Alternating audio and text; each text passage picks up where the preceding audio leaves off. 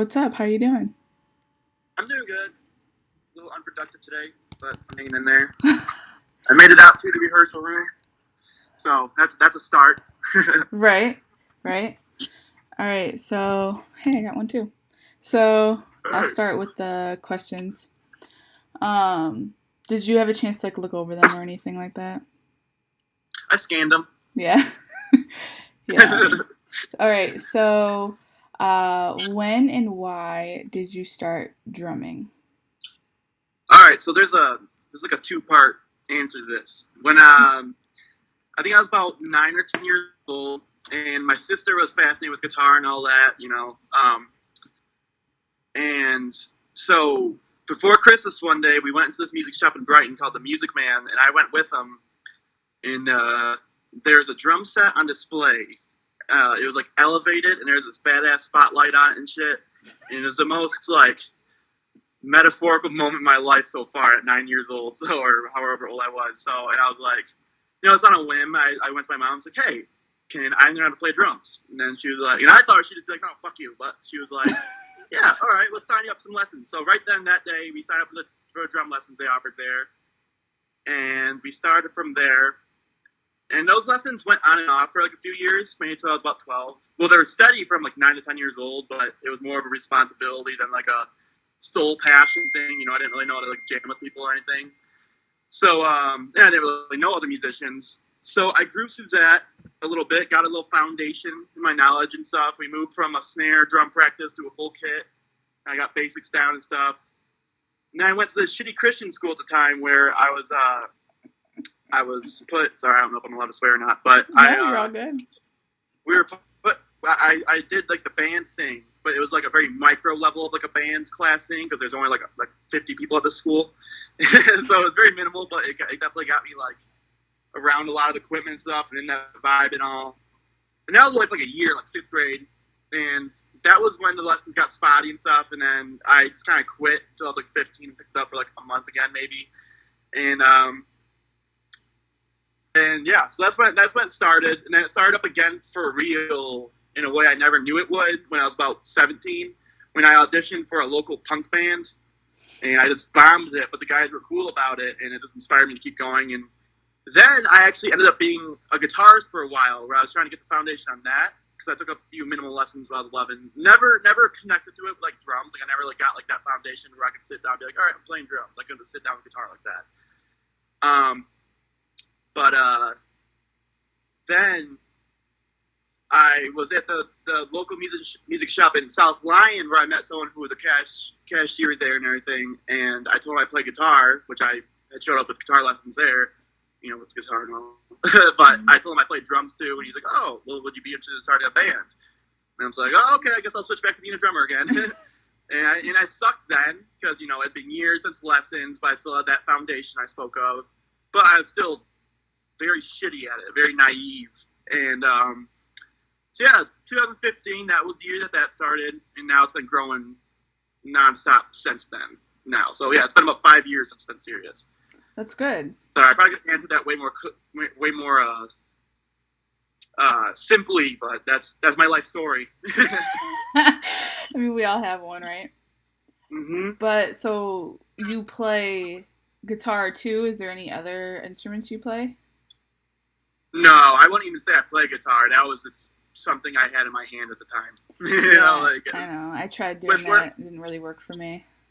Yeah, I mean, it's just like the journey I have with drums. It's like it wouldn't be right to say that I have an experience with guitar, really. Right. Like the whole thing. So, do you want to make like a career out of this, or would you rather keep it a hobby? See where it takes you. So there's a lot more. There's like a lot of like synonymous, labels we put on like things like this. Like there's a lot of people who will even call it a dream and stuff like that. I don't like calling it a dream, or like and I kind of go where the wind takes me with it. Essentially, it's a lifestyle, and wherever that brings me, it's gonna bring me where it goes. Like right. There's manifestation ordeals to where you could be like, oh, I'm doing this and this and this, but sometimes I get caught up because I started later than other drummers in the terms of that and stuff. And you'll go on Instagram, you'll see child prodigies, you'll see masters, you'll see people who are already superstars. Travis Barker, Devin Taylor, Purpose Tour drummer for Justin Bieber. So it's like it sometimes you just you get like it's sometimes it's not easy to put it like that manifestation down to where it's like, oh, I'm going to make a career out of this. Because who knows what you're going to make a career out of in anything you do. There's people going to college right now who are going to end up 80 grand in debt and that not even end up being their career. Life is fucking weird. So it is. I would like to make a career out of it. I'd love to do that.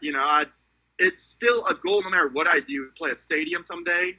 One of the driving forces in me being like a drummer is the performance aspect of it. I love that. I love the vibe of like playing a show and seeing all those people involved. When I was growing as a drummer and everything like that, and still am. But this room was almost more of a party room when I was getting my getting around with it and all like that. I'd have people who weren't even musically inclined in here just hanging out, just because I liked the vibe of it all. I liked being able to play and be around people who were having a good time. That's like the biggest inspiration in it all, Mm-hmm. I used to see some of your videos of like your like you and your friends like in that room. Oh yeah. I'd have anyone I could from this area coming through with a guitar, and they couldn't play for shit, and gave me hope because I'd be like, oh well, you know what? I've been practicing a lot, and I'm still shitty too. So it's a bunch of stuff. I've had some incredible people in this room too, but I'm not gonna just say everyone in here sucks or anything, but Right. But I mean, it's cool that you have your own space to like practice and do your own thing and stuff like that. Oh yeah, it's definitely what kept me going is the privileges I've been given in it. Right. I kind of owe it to myself because of what I've been given for like this pursuit, in my opinion. It's a good realization for sure. So, since you like music and everything, I mean, it doesn't even have to be like a music, but like, who is your favorite artist? I mean, it's probably a really, really hard question. Not at all, actually. Not really? For me. My biggest inspiration and favorite musician of all fucking time is John Frusciante of the Red Hot Chili Peppers. So he was the guitarist who replaced their member who died, Hillel Slovak, which was a founding member of the band. And he joined in 1988, and they just started blowing up and everything like that. He was incredible. He was super young, and he just worshipped the rock star lifestyle before even when he was like a hermit and stuff as a teen and stuff. And then he got overwhelmed by the fame and left in 91, when they released Blood Sugar Sex Magic, their first stadium album. And for that 10-year span, he was experimenting with drugs and stuff like that, and just got horrible and almost died, all this and shit. Like, he had to get his jaw fixed and stuff with his hip bone. He just destroyed himself. But then he came back like no other motherfucker, rise from the flames or something like that, and just came back stronger than ever. So it just, I don't know, it inspired me on top of what he does and how good he is, but also overcoming that factor. We live in an age where substance abuse has killed insane numbers of people from our generation and stuff. So to see that people can come back from that and be who they are and even better, it's like, hell yeah. Right, it's inspiring for sure. I think a lot of good artists have actually stemmed from trauma.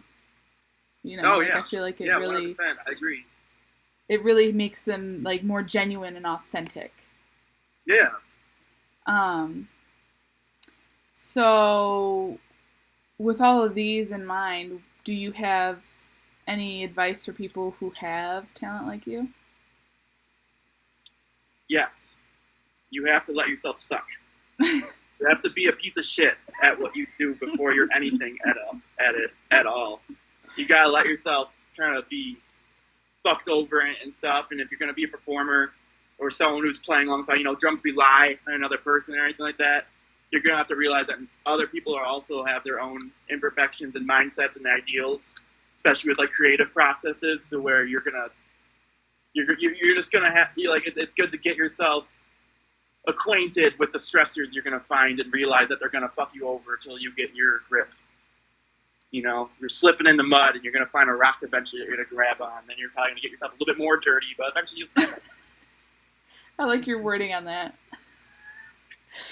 Well, I really appreciate you making time to do this and No, one answering hundred all my percent. I'm questions. thankful that you gave me the time to talk about it. I want to get good at talking about it. Yeah, I mean, you did a good job. I think you're like completely you. You're not ashamed to be you. Can't be. Yeah, exactly. And that makes you like genuine. So